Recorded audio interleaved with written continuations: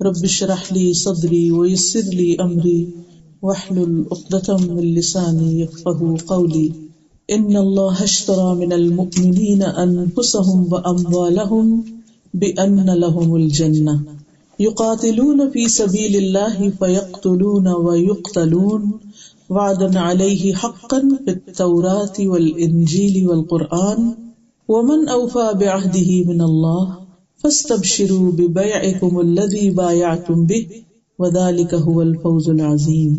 بے شک اللہ نے مومنوں سے ان کی جانیں اور ان کے اموال خرید لیے ہیں، اس کے بدلے کہ یقیناً ان کے لیے جنت ہے، وہ اللہ کے راستے میں لڑتے ہیں بس قتل کرتے ہیں اور کیے جاتے ہیں، یہ تورات اور انجیل اور قرآن میں اس کے ذمے پکا وعدہ ہے، اور اللہ سے زیادہ اپنا وعدہ پورا کرنے والا کون ہے؟ تو اپنے اس سودے پر خوب خوش ہو جاؤ جو تم نے اس سے کیا ہے، اور یہی بہت بڑی کامیابی۔ یہ مومن توبہ کرنے والے، عبادت کرنے والے، حمد و ثنا کرنے والے، روزہ رکھنے والے، رکوع کرنے والے، سجدہ کرنے والے، نیکی کا حکم دینے والے، برائی سے منع کرنے والے اور اللہ کی حدوں کی حفاظت کرنے والے ہیں، اور ان مومنوں کو خوشخبری دے دیجیے۔ اس وقت آپ کے سامنے سورۃ التوبہ کی آیت نمبر 111 اور 112 پڑھی گئی ہیں۔ اس میں اللہ سبحانہ وتعالیٰ کا مومنوں کے ساتھ ایک معاہدہ ہو رہا ہے، اور وہ معاہدہ کیا ہے کہ تم مجھے اپنی جانیں اور مال دو تو میں تمہیں اس کے بدلے میں جنت دوں گا۔ انسان کی فطرت میں ہے، انسان کے اندر یہ چیز ہے کہ وہ تجارت کر کے اس سے نفع کمانا چاہتا ہے، اور جب وہ کچھ دیتا ہے تو اس کے بدلے میں کچھ لینا چاہتا ہے۔ اللہ سبحانہ وتعالیٰ نے جو کچھ بھی ہمارے پاس ہے، اگر دیکھا جائے تو ہے بھی اللہ ہی کا، ہماری جان ہو یا مال ہو، اس میں سے کوئی بھی چیز ہماری اپنی تو نہیں، لیکن یہ اللہ سبحانہ وتعالیٰ کا احسان ہے کہ دینے کے بعد وہ ان چیزوں کو ہماری ملکیت بتا کر پھر دوبارہ ہم سے خریدنا چاہتا ہے، اور یہ اس کا بہت بڑا احسان ہے۔ یہ ایک طرح کی تجارت ہے۔ اس تجارت کا ذکر سورۃ الصف میں بھی آتا ہے، جس میں اللہ تعالیٰ فرماتے ہیں یا ایھا الذین آمنوا هل ادلکم علی تجارۃ تنجیکم من عذاب علیم، اے ایمان والو کیا میں تمہیں ایسی تجارت کے بارے میں بتاؤں جو تمہیں دردناک عذاب سے بچا دے۔ وہاں کیا بتایا؟ تؤمنون باللہ ورسولہ وتجاہدون فی سبیل اللہ باموالکم وانفسکم ذالکم خیر لکم ان کنتم تعلمون، کہ تم اللہ اور اس کے رسول پر ایمان لاؤ اور اپنے مالوں اور اپنی جانوں کے ساتھ اللہ کے راستے میں جہاد کرو، یہ تمہارے لیے بہتر ہے اگر تم جانتے ہو۔ وہ تمہیں تمہارے گناہ معاف کر دے گا اور تمہیں ایسے باغوں میں داخل کرے گا جن کے نیچے نہریں بہتی ہیں، اور رہنے کی پاکیزہ جگہوں میں جو ہمیشہ کے رہنے کے باغوں میں ہے، یہی بہت بڑی کامیابی ہے۔ اور ایک اور چیز جسے تم پسند کرتے ہو، اللہ کی طرف سے مدد اور قریبی فتح، اور ایمان والوں کو خوشخبری سنا دو۔ تو بنیادی طور پر جتنی بھی نعمتیں ہمیں ملی ہیں اس میں سے دو چیزیں ہمیں بہت ہی محبوب ہوتی ہیں، ایک ہماری اپنی جان، ہماری اپنی زندگی، اور دوسرے ہمارا مال، اور اپنی جانوں میں پھر اپنی اولاد اور اپنے قریبی رشتے دار بھی شامل ہو جاتے ہیں، لیکن یہاں بیسیکلی اپنی ہی جان یا اپنی ذات کی بات کی گئی ہے کہ تم ان دو چیزوں کو اللہ کے ہاں بیچ دو۔ کسی بھی چیز کو بیچنے کا مطلب یہ ہے کہ پھر اس کے بعد وہ چیز ہماری نہیں، وہ اللہ کی ہو گئی، اور اللہ سبحانہ تعالیٰ اسے جیسے چاہے پھر اس کے مطابق ہمیں اس کو خرچ کرنا ہے۔ گویا ہمیں اپنی زندگی اور ہمیں اپنا مال اپنی نہیں اللہ کی مرضی کے مطابق استعمال کرنا ہے، اور اس کا بدلہ کیا ہے؟ جنت ہے۔ اور اس میں آپ دیکھیے کہ آگے جو اللہ کے راستے میں جنگ کی بات ہے اور پھر مارنے اور مرنے کی بات ہے، تو یہ دراصل اس بات کا سمبل ہے کہ ایسے لوگ اللہ کی راہ میں اپنی ہر پیاری سے پیاری چیز دے سکتے ہیں، حتیٰ کہ وہ اپنی جان بھی دے سکتے ہیں، اگرچہ ہر شخص سے اس بات کا مطالبہ نہیں اور ہر شخص کے بس میں نہیں، لیکن مطلب اس کا یہ ہے کہ جب کوئی شخص سچے معنوں میں، حقیقی معنوں میں اللہ سبحانہ وتعالیٰ سے اس چیز کا سودا کر لیتا ہے، دینا چاہتا ہے، تو پھر اس کے بعد اس کو کچھ بھی دینا اللہ کے راستے میں مشکل نہیں لگتا۔ اب دیکھیے جان دینا تو بہت بڑی بات ہے، لیکن ہماری ذات کی شکل میں ہمارے پاس جو کچھ ہے، ہمارا ٹیلنٹ ہے، ہماری جسمانی قوت ہے، ہمارا ٹائم ہے، ہمارے پاس جو کچھ بھی ہے جس کے ہم خود مالک ہیں، یعنی جو ہمارے اختیار میں ہے، جو ہمارے کنٹرول میں ہے، جو ہمارے پاس ہے، اور وہ کیا ہے ہمارے پاس؟ ہمارا اپنا آپ. بعض اوقات ہم اپنے بچوں کی بھی مرضی کے مالک نہیں ہوتے، ہم دوسروں کے بارے میں بھی کچھ نہیں کہہ سکتے، لیکن اپنی بات تو ہم کر سکتے ہیں نا کہ میں اللہ سبحانہ و تعالیٰ کے لیے کتنا وقت نکال سکتی ہوں. اور پھر ہمارا مال جو ہماری پرسنل بلانگنگز ہیں، جس پر ہمارا اپنا اختیار ہے، اس کو ہم جہاں چاہیں خرچ کریں. ہم چاہیں تو ہم اس کو اپنے دنیا کی عیش و عشرت میں خرچ کریں، ہم اسے چاہیں تو ان جگہوں پر خرچ کریں جہاں خرچ کرنا اللہ سبحانہ و تعالیٰ کو پسند ہے اور اس کی محبت میں خرچ کریں. جیسے قرآن مجید میں آتا ہے وَيُطْعِمُونَ الطَّعَامَ عَلَىٰ حُبِّهِ مِسْكِينًا وَيَتِيمًا وَأَسِيرًا، کہ وہ اس کی محبت میں کھلاتے ہیں مسکین، یتیم اور قیدی کو.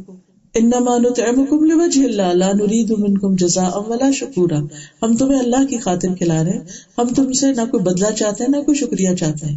تو گویا انسان جب اپنی جان اور مال اللہ کی مرضی کے مطابق لگاتا ہے تو پھر اس کا بدلہ وہ بندوں سے نہیں چاہتا ہوتا، بلکہ اس کا بدلہ وہ جنت کی شکل میں چاہتا ہے. اسی لیے اللہ تعالیٰ فرماتے ہیں وعدن علیہ حقا، اللہ کے ذمے سچا وعدہ ہے، فی التوراۃ والانجیل والقرآن، جو 3 کتابوں میں جب بھی کوئی بات کی جاتی ہے تو پوچھا جاتا ہے کہ اس کا ریفرنس کیا ہے، کہاں یہ کہا گیا ہے. تو یہ بات 3 جگہوں پہ، یعنی ہر پیغمبر کو جو تعلیمات دی گئی ہیں ان میں یہی بتایا گیا ہے. جسے موسیٰ علیہ السلام کو تورات دی گئی تو ان کے ہاں بھی یہی بات تھی، انجیل دی گئی تو اس میں بھی یہی بات کی گئی، اور قرآن میں بھی یہی بات کی گئی کہ جو بھی ایسا کرے گا وہ اللہ کے ہاں اس کے بدلے میں جنت پائے گا. وَمَنْ أَوْفَىٰ بِعَهْدِهِ مِنَ اللَّهِ، اللہ سے بڑھ کر اپنے وعدے کو پورا کون کرنے والا ہے؟ یعنی اگر تم اللہ سبحانہ وتعالیٰ سے کوئی معاملہ کرتے ہو تو اس میں کوئی دھوکہ نہیں ہوگا تمہارے ساتھ.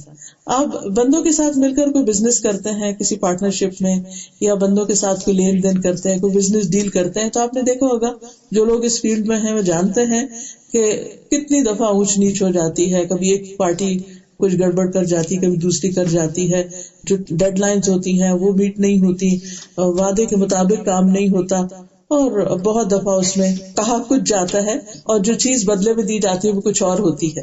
لیکن انسان جب اللہ سبحانہ وتعالیٰ سے کوئی معاملہ کرتا ہے اور سچے دل سے خالص اس کی رضا کے لیے، تو پھر اس میں کسی قسم کے دھوکے کا کوئی امکان نہیں ہوتا. اور اسی لیے اللہ سبحانہ وتعالیٰ ہم سے بھی کیا چاہتا ہے؟ اخلاص چاہتا ہے کہ ہم بھی اپنے وعدے میں یا اپنی بات اور قول میں سچے ہوں.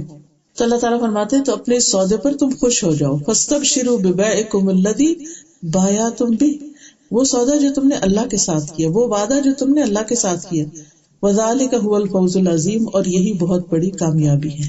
تو گویا یہ جو سودا ہے یہ دراصل جنت کا سودا ہے. اور اس کے بارے میں حدیث میں آتا ہے الا ان سلعۃ اللہ غالیہ، الا ان سلعۃ اللہ الجنہ، کہ سنو اللہ کا سودا بڑا مہنگا ہے، سنو اللہ کا سودا جنت ہے. یعنی اگر تم اس سے جنت کے خریدار ہو تو اس کی قیمت دینی پڑے گی. یعنی جنت صرف راحت سے یا آرام یا سکون سے یا صرف اپنی خواہشات پر چلنے سے نہیں ملے گی، بلکہ اس کی ایک قیمت ادا کرنی پڑے گی. اور وہ کیا ہے؟ دراصل کہ انسان اپنا مال اور جان اللہ کی خاطر خرچ کرے، یعنی صرف اللہ کو راضی کرنے کے لیے، کسی دکھاوے کے لیے نہیں. اور اس کی بہترین مثال جو ہے وہ انصار ہیں، جنہوں نے نبی صلی اللہ علیہ وسلم کی بہترین طریقے سے مدد کی. اس میں ہم دیکھتے ہیں کہ نبی صلی اللہ علیہ وسلم نے انصار سے یہ کہا تھا کہ اپنے رب عز و جل کے لیے میں تم سے یہ مطالبہ کرتا ہوں کہ تم صرف اس کی عبادت کرو اور اس کے ساتھ کسی کو شریک نہ ٹھہراؤ، اور اپنے ساتھیوں کے لیے یہ مطالبہ کرتا ہوں کہ ہمیں ٹھکانہ دو اور ہماری مدد کرو، اور ہماری حفاظت بھی اسی طرح کرو جیسی اپنی حفاظت کرتے ہو. تو انہوں نے پوچھا کہ اگر ہم یہ کام کریں، یعنی اللہ کی عبادت کریں، شرک نہ کریں اور آپ کی مدد کریں اور آپ کو پناہ دیں، جو ظاہر نبی صلی اللہ علیہ وسلم اور آپ کے ساتھیوں کے لیے مکہ میں رہنا اب دوبر ہو گیا تھا، تو کہنے لگے کہ پھر ہمیں کیا ملے گا اس کے بدلے میں؟ ظاہر ہے کہ جو لوگ ہجرت کر کے آ رہے ہیں وہ کیا دے سکتے ہیں؟ تو آپ نے فرمایا تمہیں جنت ملے گی. انہوں نے کہا کہ پھر ہم نے آپ سے وعدہ کر لیا کہ ہم آپ کو پروٹیکٹ کریں گے اور اس کے بدلے میں ہمیں آخرت میں جنت چاہیے. اسی وجہ سے ہم دیکھتے ہیں کہ جو انصار ہیں ان کی قربانیاں بہت بڑی بڑی ہیں.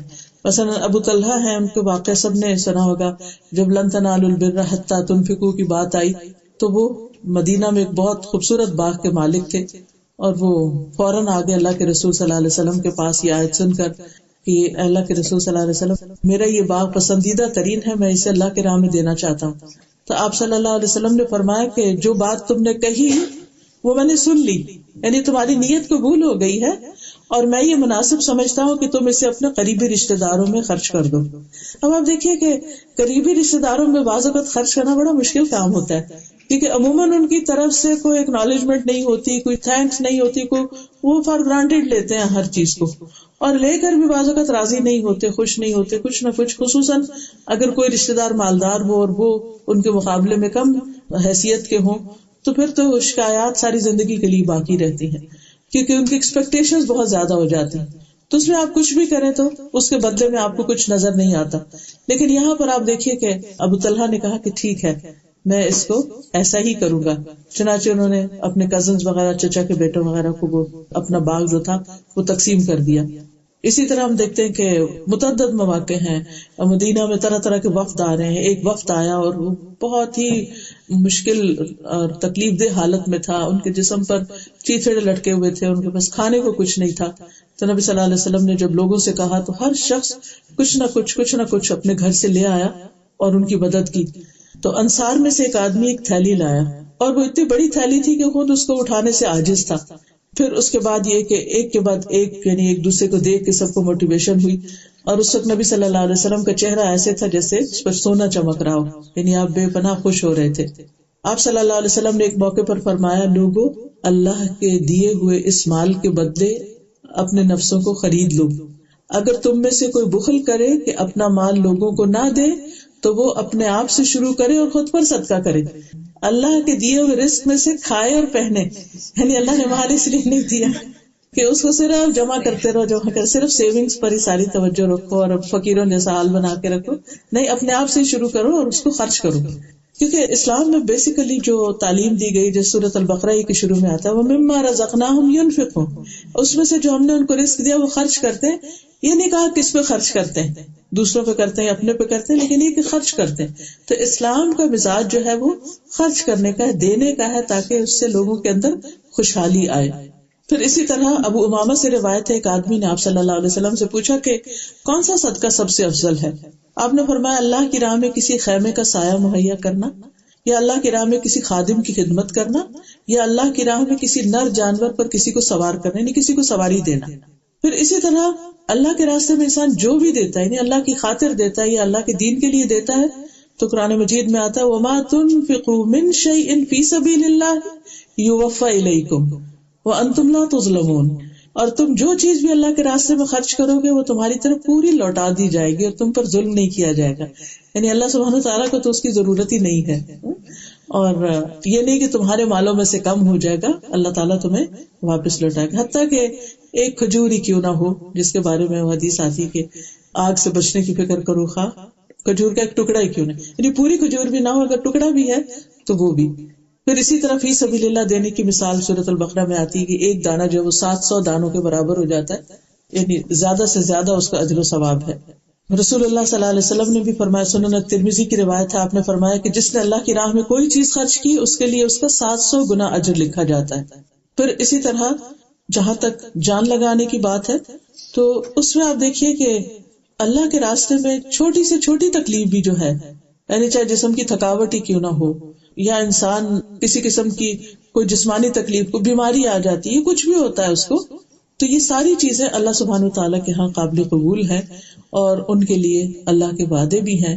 رسول اللہ صلی اللہ علیہ وسلم نے فرمایا کہ اللہ کی راہ میں جہاد کرو، کیونکہ اللہ کے راستے میں جہاد کرنا جنت کے دروازوں میں سے ایک دروازہ ہے، جس کے ذریعے اللہ انسان کو غم اور پریشانی سے نجات عطا کرتا ہے۔ یعنی جہاد کا مطلب صرف قتال نہیں ہوتا کہ آپ میدان جنگ میں کوئی لڑائی کرنے کے لیے جائیں، اور خواتین کے لیے تو ویسے بھی نہیں ہے۔ خواتین نے ایک مرتبہ پوچھا کہ مرد تو ایسے اور ایسے کام کرتے تو ہم کیا کریں، تو آپ نے فرمایا تمہارا جہاد حج ہی ہے، یعنی اگر خواتین حج بھی کر لیتے جو کہ ایک مشقت والا کام ہے تو وہ بھی ان کا بہت بڑا جہاد ہے۔ بیسیکلی جہاد کا جو معنی ہے وہ ہے سخت محنت کرنا، یعنی اپنی اٹموسٹ ایفرٹ لگانا اللہ کے راستے میں۔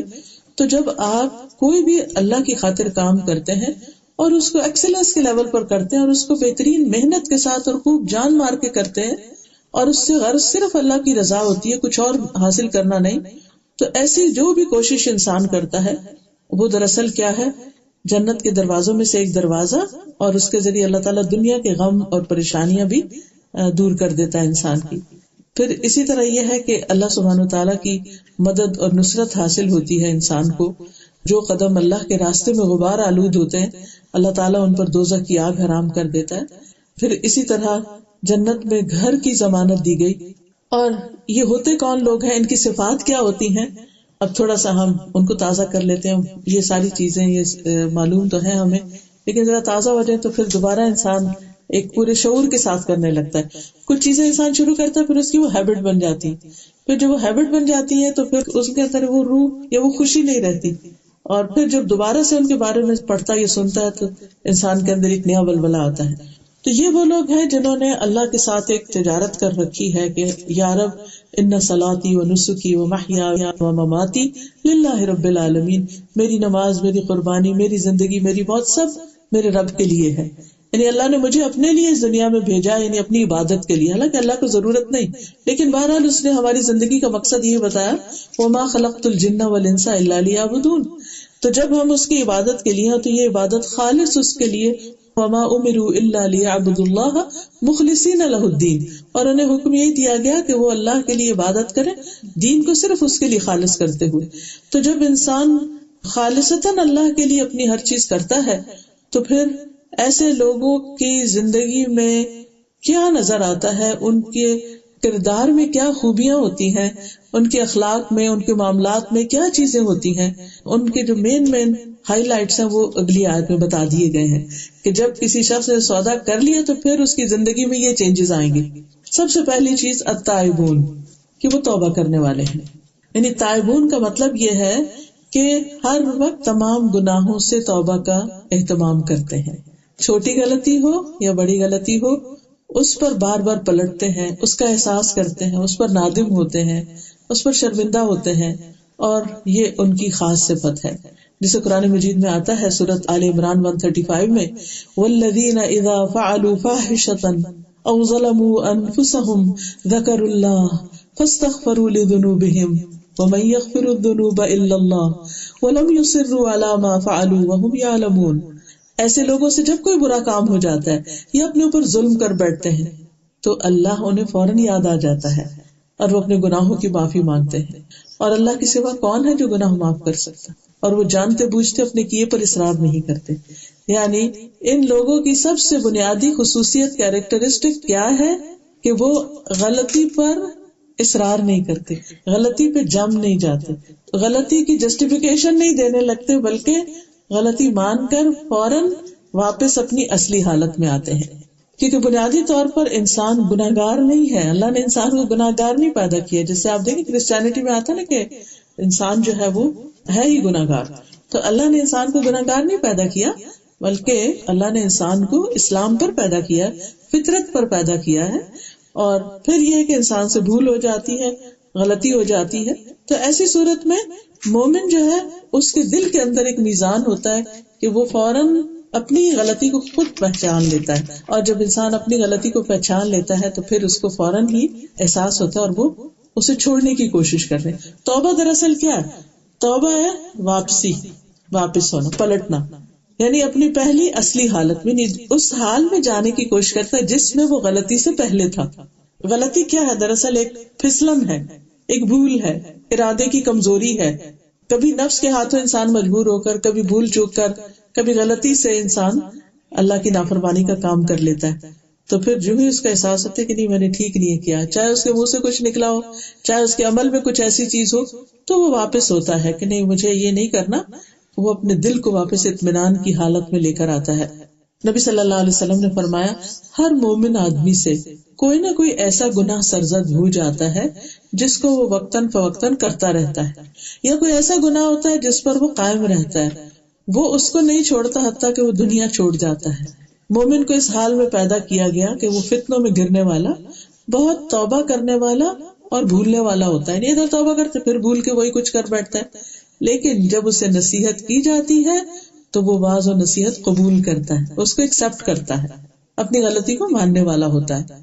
پھر اسی طرح بخاری میں آتا ہے کہ مومن اپنے گناہوں کو ایسے محسوس کرتا ہے جیسے وہ کسی پہاڑ کے نیچے بیٹھا ہوا. یعنی اس کا بوجھ اپنے اوپر محسوس کرتا ہے، اپنے دل پر، اور ڈرتا ہے کہ کہیں اس کے اوپر نہ آ جائے. اور بدکار اپنے گناہوں کو مکھی کی طرح ہلکا سمجھتا ہے کہ وہ اس کے ناک کے پاس سے گزری اور اس نے اپنے ہاتھ سے ہی اس کو اڑا دیا، یعنی اس کو کوئی احساس نہیں ہوتا کہ اس نے غلط کام کیا.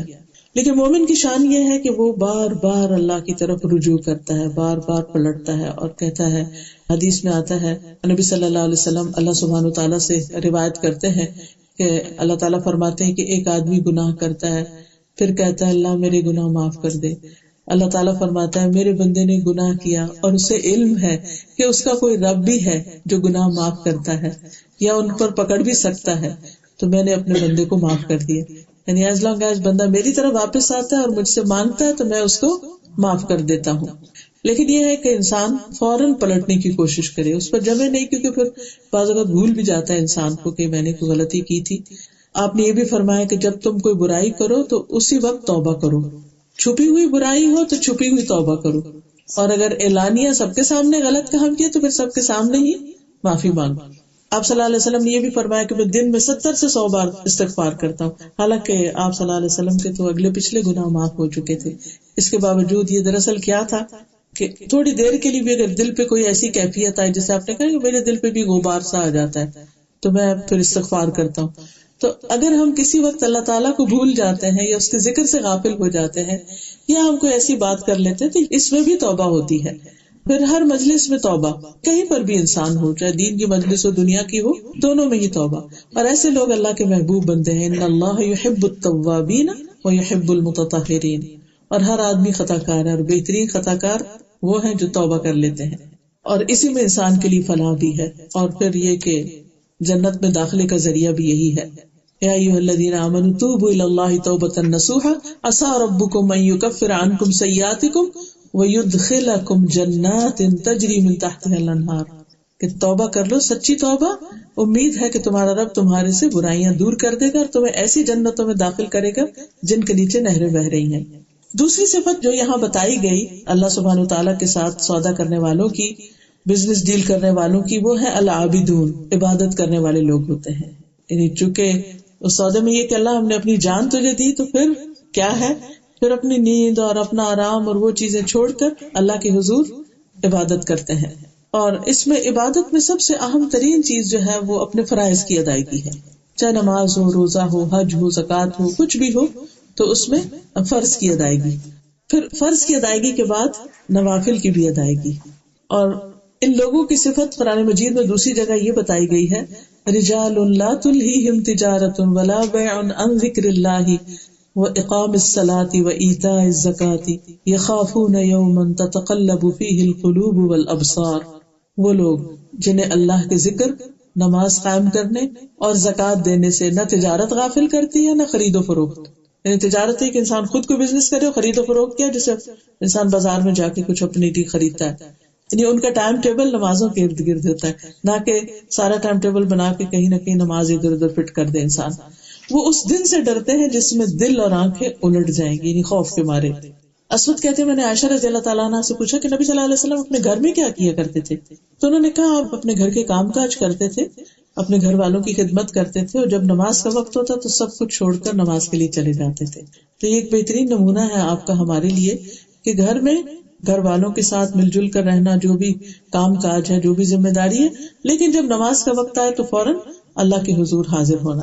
اور یہ حدیث بھی بڑی خوبصورت ہے جس میں آپ صلی اللہ علیہ وسلم نے فرمایا کہ اللہ تعالیٰ فرماتے کہ میرا بندہ جن جن باتوں سے میرا قرب حاصل کرتا ہے، میرے قریب ہوتا ہے، ان میں کوئی عبادت مجھے اس سے زیادہ محبوب نہیں جو میں نے اس پر فرض کی ہے. یعنی عام طور پر ہم سمجھتے ہیں کہ شاید نوافل ادا کر کے ہم اللہ کے قریب ہو سکتے ہیں، وہ بھی ہے، لیکن نوافل کی نسبت فرائض کی پابندی اور ان کو احسن طریقے سے ادا کرنا، یہ انسان کو سب سے زیادہ اللہ کے قریب کرتا ہے. جیسے نمازوں میں سب سے افضل نماز فرض نمازوں میں جو بتائی گئی ہے وہ جمعے کے دن کی فجر کی نماز ہے. نفل نمازوں میں سب سے افضل تہجد کی نماز ہے. تو اب آپ دیکھیے کہ ہم سب نماز پڑھتے ہیں، لیکن ان کے بھی آپس میں پھر درجات ہیں. کچھ اوقات دوسروں کے مقابلے میں زیادہ اجر و ثواب کا باعث ہوتے ہیں. اور پھر فرمایا اور میرا بندہ فرض ادا کرنے کے بعد نفل عبادت ادا کر کے مجھ سے اتنا قریب ہو جاتا ہے کہ میں اس سے محبت کرنے لگتا ہوں. تو نوافل دراصل اللہ کی محبت حاصل کرنے کا ذریعہ ہے. ہم سب کا اندر سے دل تو یہی چاہتا ہے اللہ ہم سے محبت کرے، لیکن یہ اسی صورت میں ہو سکتی ہے کہ پہلے فرض کی ادائیگی اور اس کے بعد پھر ایکسٹرا بھی.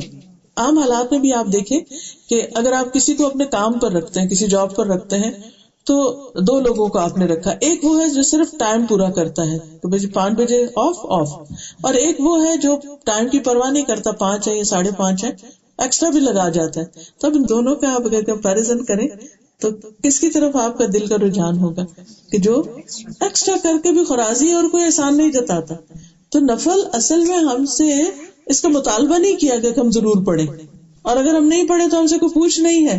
لیکن جو اپنے دل کی خوشی سے پڑھتا ہے ایکسٹرا، نفل کا مطلب ہی ایکسٹرا ہے، جو ایکسٹرا ادا کرتا ہے تو وہ دراصل اللہ کی محبت حاصل کرنے کا ذریعہ بن جاتا ہے. خود نبی صلی اللہ علیہ وسلم اتنا اللہ کے حضور کھڑے رہتے تھے کہ آپ کی پنڈلیوں پہ ورم آ جاتا تھا. جب لوگوں نے پوچھا کہ آپ کے تو سب گناہ معاف ہیں، آپ کیوں اتنی تکلیف اٹھاتے ہیں؟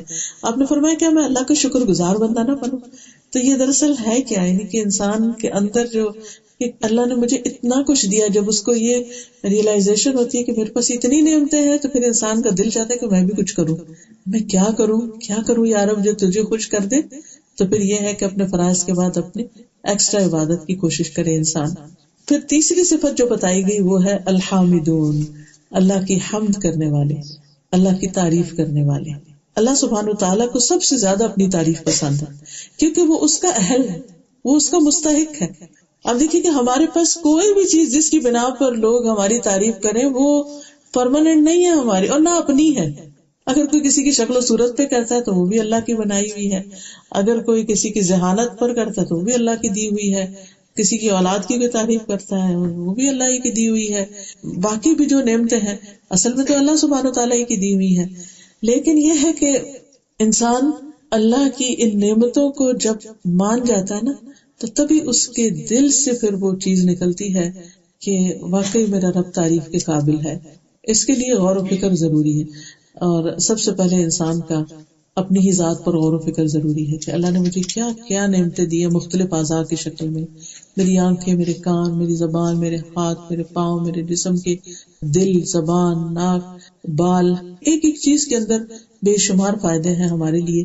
اور جس طریقے پر یہ سارے ایک دوسرے سے کوآرڈینیٹ کر رہے ہیں اور جس طرح کام کر رہے ہیں ہمارا جسم، قرآن مجید میں آتا ہے وَفِي أَنفُسِكُمْ أَفَلَا تُبْصِرُونَ، تمہارے اپنے جان کے اندر، جسم کے اندر نشانیاں موجود ہیں، کیا تم دیکھتے نہیں ہو؟ یعنی ان کو دیکھنا، ان پر غور و فکر کرنا انسان کو دراصل اللہ کا شکر گزار بناتا ہے. یعنی شکر انسان کے اندر تب آتا ہے جب انسان نعمت کو نعمت سمجھتا ہے، اس کو اللہ کا انعام سمجھتا. ہم ڈیزرو نہیں کرتے یہ ساری چیزیں، اللہ جب چاہے جو چیز لے لے سو لے لے، لیکن جو اس نے ہمیں دی اس پر ہمارے لیے لازم ہے کہ پھر ہم اس کی تعریف کریں کہ اس نے ہمیں دیا اور اس کا شکر ادا کریں. تو اب دیکھیے کہ ہمارے پاس جو کچھ ہے وہ تو عارضی ہے، لیکن جو اللہ کا ہے وہ تو ہمیشہ ہمیشہ کے لیے ہے. تو ہم جو ہوتی ہے یا شکر جو ہوتا ہے یہ صرف خوشحالی میں نہیں ہوتا، یہ تکلیف کی حالت میں بھی. بندہ مومن جو ہے وہ اللہ کے فیصلوں پہ راضی ہوتا ہے.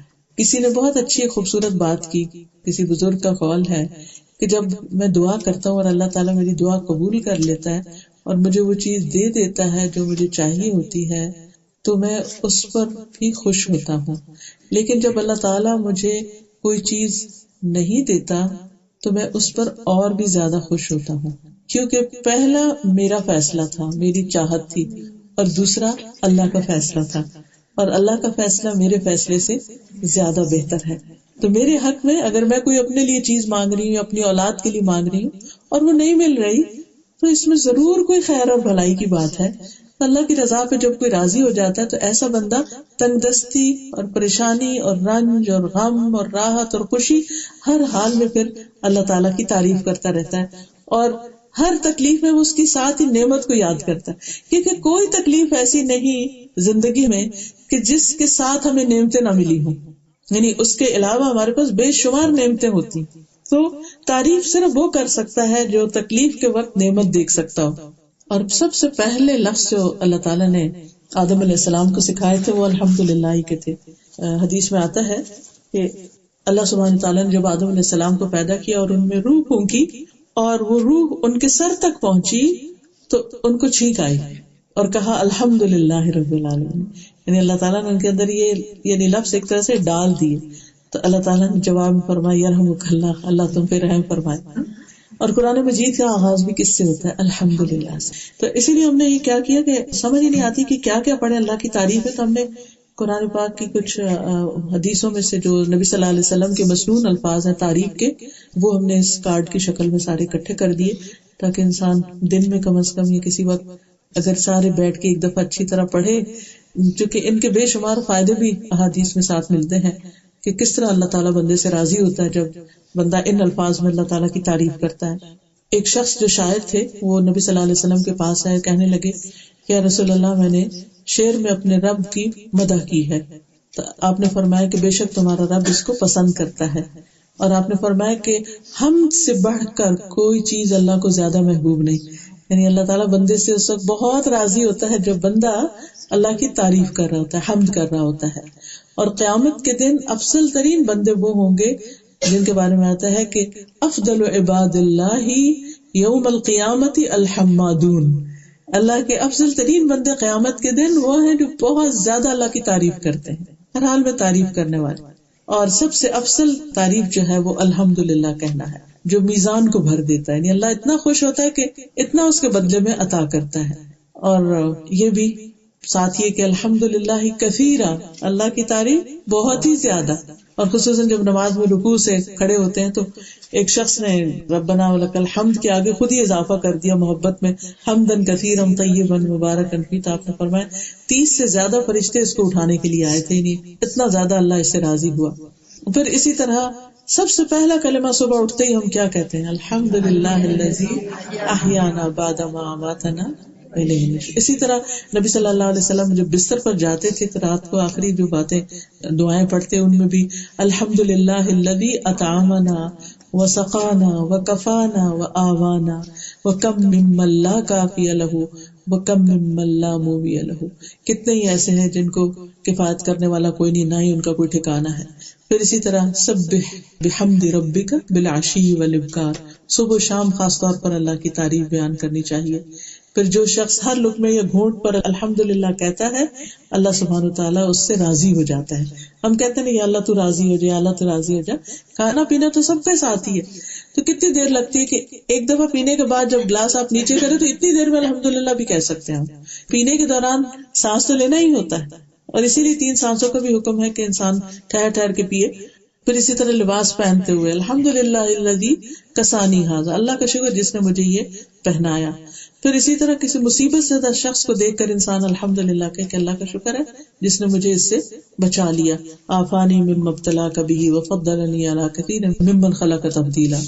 پھر اسی طرح اگر کوئی تکلیف دہ حالت ہو تو اس میں بھی الحمدللہ علی کل حال پڑھے کہ ہر حال میں اللہ کا شکر، کیونکہ نبی صلی اللہ علیہ وسلم ایسے ہی کیا کرتے تھے.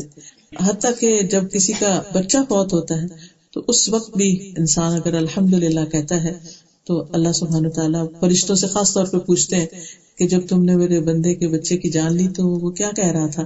تو وہ بتاتے ہیں کہ وہ تیری تعریف کر رہا تھا، یعنی تجھ سے راضی تھا. اللہ تعالیٰ فرماتے ہیں میرے اس بندے کے لیے جنت میں ایک گھر بناؤ جس کا نام بیت الحمد رکھو، یعنی ایسا گھر کہ جسے دیکھتے ہی سب اس کی تعریف کرنے لگے. پھر اسی طرح مومن کے یہ الفاظ دنیا سے جاتے ہوئے بھی ہوتے ہیں، آخری جو اس کے الفاظ ہوتے ہیں لا الہ الا اللہ کے علاوہ. حدیث میں آتا ہے کہ مومن کے ہر حال میں خیر ہے، اس کی جان اس کے دونوں پہلوؤں سے نکل رہی ہوتی ہے اس حال میں کہ وہ اللہ کی تعریف کر رہا ہوتا ہے، الحمدللہ کہہ رہا. اور یہ اسی وقت کہہ سکتا ہے نا انسان مرتے وقت بھی، جب زندگی میں اس کو عادت ہو جائے ہر حال میں الحمدللہ کہنے کی. اور پھر جنت میں جب داخل ہوں گے اہل ایمان تو اس وقت کیا کہیں گے؟ وقالوا الحمدللہ الذی ہدانا لہذا وما كنا لنهتدی لولا ان ہدانا اللہ. اللہ کی تعریف ہے ساری کی ساری کہ جس نے ہمیں یہ راستہ دکھایا، ہمارے بس میں نہیں تھا کہ ہم یہاں پہنچتے. اور پھر جب سب جنت میں پہنچ جائیں گے تو ان کی جو پکار ہوگی وَدَعْوَاهُمْ فِيهَا سُبْحَانَكَ اللَّهُمَّ وَتَحِيَّتُهُمْ فِيهَا سَلَامٌ وَآخِرُ دَعْوَاهُمْ أَنِ الْحَمْدُ لِلَّهِ رَبِّ الْعَالَمِينَ. یعنی آغاز بھی الحمدللہ سے، اختتام بھی الحمدللہ سے. تو یہ ان لوگوں کی صفت ہے جو اللہ سے سودا کر لیتے ہیں جنت کا کہ اللہ تعالیٰ ہم اپنے اندر یہ صفات لائیں گے، آپ ہمارے لیے جنت لکھ دیجئے. چوتھی چیز جو بتائی گئی وہ السائحون. اس کے 2 معنی کیے گئے ہیں، ایک ہے روزہ رکھنے والے اور ایک ہے سیاحت کرنے والے.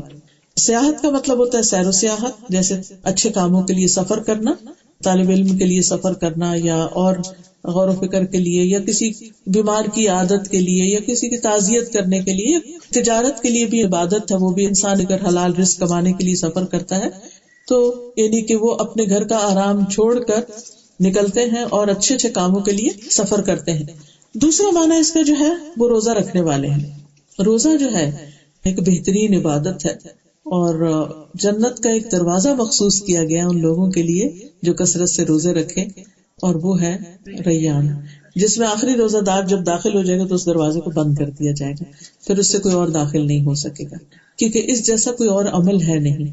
ابو امامہ کہتے ہیں کہ میں حضور صلی اللہ علیہ وسلم کے پاس حاضر ہوا، میں نے عرض کیا مجھے ایسی چیز کا حکم دیجیے جو میں آپ سے حاصل کر لوں۔ آپ نے فرمایا روزہ رکھا کرو کہ اس جیسا کوئی عمل نہیں، یعنی آپ نے ان کو روزہ رکھنے کی تلقین کی۔ ظاہر نفلی روزے کی بات ہو رہی ہوگی وہاں۔ ان کے بارے میں آتا ہے کہ انہوں نے اس کثرت سے روزے رکھے نبی صلی اللہ علیہ وسلم کی اس نصیحت کے بعد کہ نوٹ کیا جاتا تھا کہ کبھی دن کو ان کے گھر دھواں نہیں اٹھا تھا، اور اگر کبھی ایسا ہوتا تو کہتے ہیں ان کے گھر آج کوئی مہمان ہے اس وجہ سے یہ کچھ پک رہا ہے، ورنہ ہمیشہ وہ پھر روزے سے رہا کرتے تھے۔ تو انہوں نے پھر آ کر جب کافی عرصہ گزر گیا تو دوبارہ آئے اللہ کے رسول صلی اللہ علیہ وسلم کے پاس کہ اللہ تعالیٰ نے ہمیں اس کی برکت عطا کی ہے، یعنی روزے رکھنے کی، تو اب آپ ہمیں کوئی اور عمل بتا دیں۔ تو آپ نے فرمایا کہ تم اللہ کے لیے سجدہ کیا کرو، کیونکہ جب تم اللہ کے لیے ایک سجدہ بھی کرو گے تو اس کی برکت سے اللہ تعالیٰ تمہارا ایک درجہ بلند کر دے گا اور تمہارے گناہ معاف کر دے گا۔ تو روزوں کے بعد یہ کہ پھر وہ نوافل، پھر اسی طرح یہ ہے کہ نبی صلی اللہ علیہ وسلم کا اپنا طریقہ بھی یہ تھا کہ کبھی مسلسل روزے رکھنا شروع کر دیتے تھے، یوں لگتا تھا کبھی نہیں چھوڑیں گے، اور کبھی مسلسل چھوڑے ہوئے بھی ہوتے تھے۔ اب دیکھیں آج کل جیسے ونٹر ہے اور دن چھوٹے ہیں، تو نے دیکھا کہ کئی لوگ یعنی کثرت سے روزے رکھ رہے ہیں۔ پھر اسی طرح آپ نے فرمایا جنت میں ایک ایسا بالا خانہ ہے جس کا اندر باہر سے اور باہر اندر سے نظر آتا ہے، جیسے آج کل گلاس کے ہوتے ہیں۔ پوچھا گیا کہ یہ کس کے لیے؟ آپ نے فرمایا یہ اس کے لیے جو لوگوں کو کھانا کھلائے، نرمی سے بات کرے اور تسلسل کے ساتھ روزے رکھے، نماز پڑھے جب لوگ سو رہے ہیں۔ اور افضل ترین روزہ صوم داؤدی کا قرار دیا گیا، جس میں ایک دن روزہ اور ایک دن نہ روزہ ہونا۔ پھر اسی طرح اگر ایسا نہیں کوئی کر سکتا تو ہفتے میں 2 روزے یا پھر مہینے کے 3 روزے، اور اس سے سینے کا کینہ دور ہوتا ہے، یعنی جو لوگوں کی باتیں تکلیف دیتی رہتی ہیں، ہرٹ کرتی رہتی ہیں، تو جب انسان یہ روزے رکھنا شروع کرتا ہے یعنی 13، 14، 15 کا ہر مہینے کا، تو اس سے انسان کے اندر سے دل کی تنگی اور غصہ اور دوسروں کے لیے جو بیڈ فیلنگ کبھی پیدا ہو جاتی ہے۔ زندگی میں کچھ لوگ ایسے ہوتے ہیں جو آپ کے ساتھ جاتی ہیں کر جاتے ہیں تو آپ کے لیے بھولنا مشکل ہوتا ہے، تو وہ پھر انسان کو خود ہی تکلیف دیتا ہے، تو اس سے بہتر ہے کہ نکل ہی جائے ہمارے اندر سے وہ کانٹے۔ تو اس کا حل یہ بتایا گیا، اور آپ صلی اللہ علیہ وسلم یہ بتا کہ سینے کے کینے سے مراد شیطانی گندگی ہے، یعنی وسوسوں کا علاج ہے، یعنی جن لوگوں کو بعض اوقات یہ تھا کہ بہت وسوسے آتے رہتے ہیں ادھر ادھر کے، تو اس کا۔ پھر یہ ہے کہ سائحین جو ہے اللہ کی خاطر گھر سے نکلنے والے، اس میں حج اور عمرے کا سفر بھی آتا ہے، اس میں مسجد جانا بھی آتا ہے، علم کے لیے نکلنا بھی آتا ہے۔ حدیث میں آتا ہے جو طلب علم کے کسی راستے پر چلے اللہ اس کے لیے جنت کا راستہ آسان کر دے گا۔ پھر اللہ کی خاطر کسی سے ملاقات کرنا، یہ بھی سائحین میں آتا ہے، اللہ کی محبت میں کسی سے ملاقات کے لیے جانا یا کسی کو وزٹ کرنا۔ رسول اللہ صلی اللہ علیہ وسلم نے فرمایا جو کسی بیمار کی عیادت یا اپنے دینی بھائی سے اللہ کے لیے ملاقات کرنے جاتا ہے تو ایک پکارنے والا پکار کر کہتا ہے تم بھی پاک ہو اور تمہارا چلنا بھی پاک ہے اور تم نے جنت میں گھر بنا لیا۔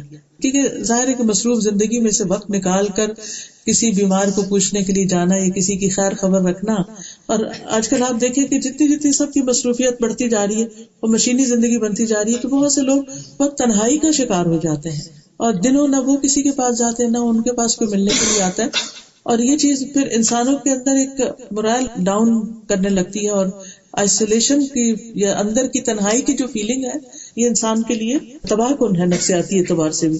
تو محض کسی کو کمپنی دینے کے لیے جانا صرف اللہ کی خاطر، کوئی اور غرض نہیں، یہ بھی اتنا بڑا کام بتایا گیا۔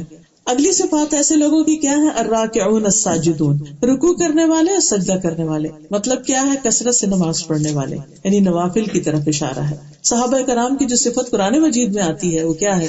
محمد رسول اللہ والذین معہ اشداء علی الکفار رحماء بینہم تراہم رکعا سجدا یبتغون فضلا من اللہ ورضوانا، کہ وہ رکوع کرنے والے، سجدے کرنے والے اور اپنے رب کا فضل اور رضا ڈھونڈتے ہیں. یعنی ان کی غرض ان نمازوں سے کیا ہے کہ ہمارا رب راضی ہو جائے. اور سجدوں کی کثرت سے ان کے چہروں پر نشان ہے.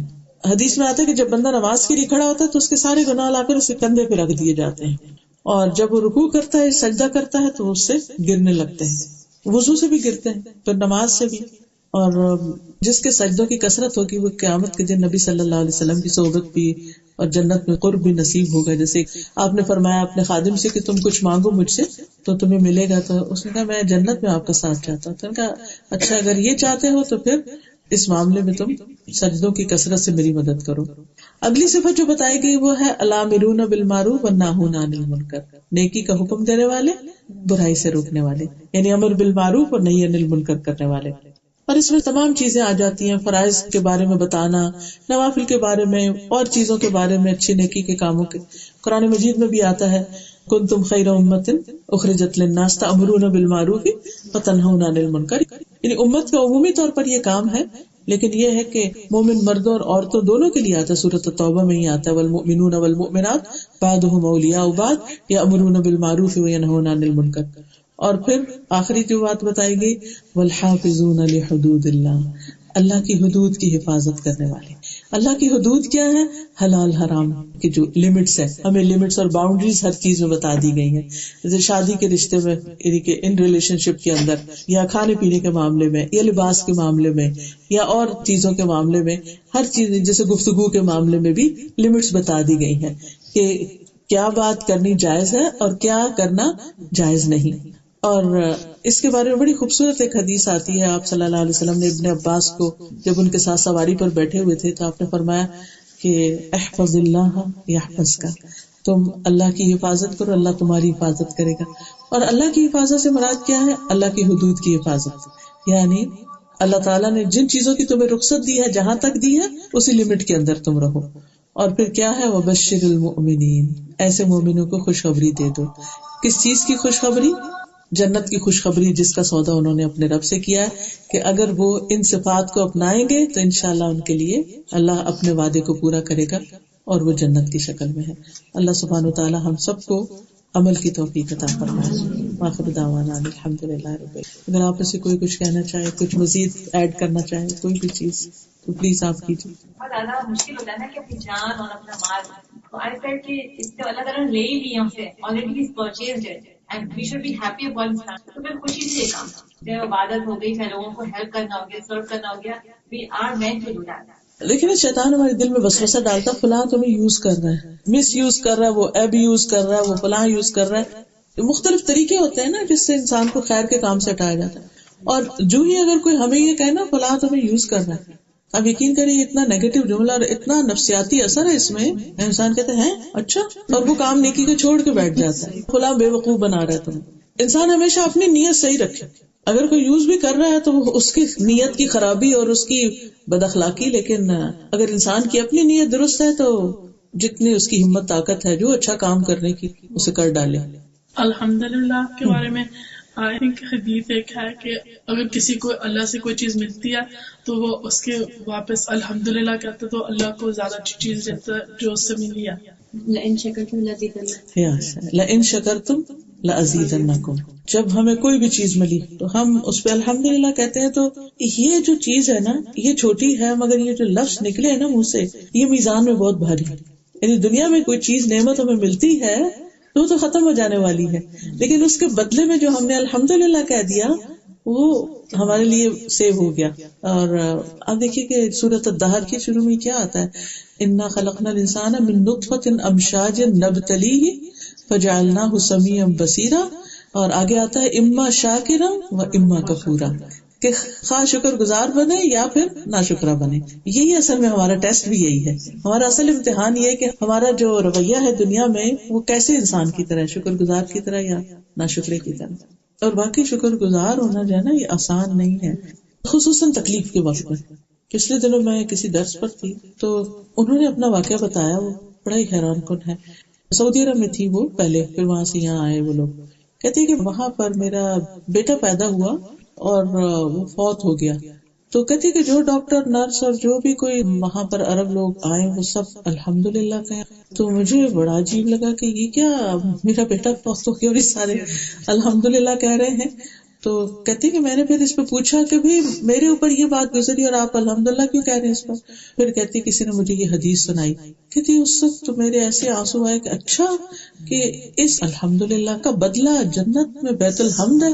کہتی میں نے وہی دعا مانگی کہ اللہ مجھے اور بچہ دے اور اس کو بھی واپس لے تاکہ میں الحمدللہ کہوں اور تو مجھے جنت میں گھر دے. کہتی پھر میری دعا ایسے ہی قبول ہوئی. دوبارہ پریگننٹ ہوئی, بیٹا پیدا ہوا, پھر وہ فوت ہوا اور انہوں نے الحمدللہ کہا.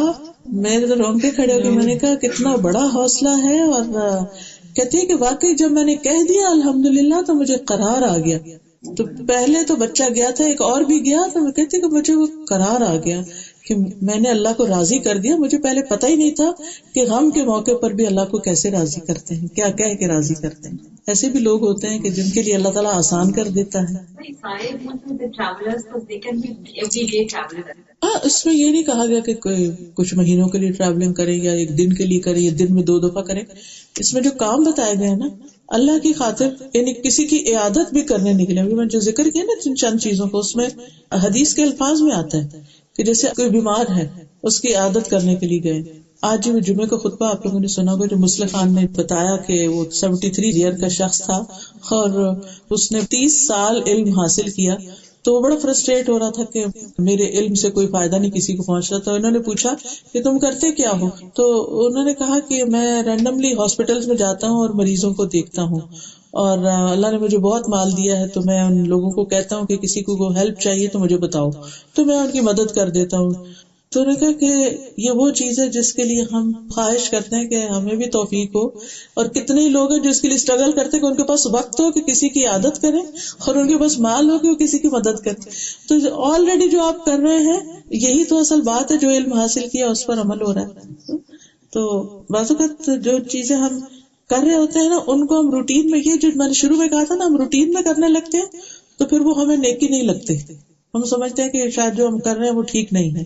لیکن جس چیز کے پیچھے بھی ہماری نیت اچھی ہوگی, چاہے وہ کسی بیمار کو وزٹ کرنا ہے, چاہے کوئی بیمار نہ بھی, اللہ کی خاطر اللہ کی محبت میں کسی کی ملاقات کرنا ہے یا علم حاصل کرنا ہے یا سیکھنے جانا ہے یا سکھانے جانا ہے یا اور کوئی بھی نیکی کا کام ہے, حج ہے, عمرہ ہے, کسی غریب کی مدد ہے. اب حضرت ابوبکر اور عمر کیا کیا کرتے تھے, وہ خلیفہ بننے کے باوجود وہ جا کے اس کی جھاڑو لگا کے صبح صبح آ جاتے ہیں جھونپڑی میں بڑھیا کی, اور اس کی بکری کا دودھ دو کے آ جاتے ہیں.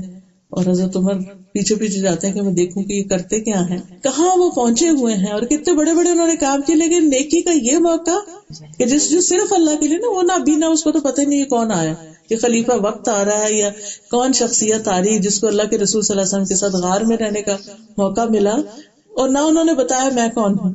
ایک اور بڑا دلچسپ واقعہ اسی طرح کہ حضرت ابوبکر سے خاتون اسی طرح کسی کام کے سلسلے ملی, تو پوچھتے تھے تم کون ہو, تو بتایا میں قریش میں سے.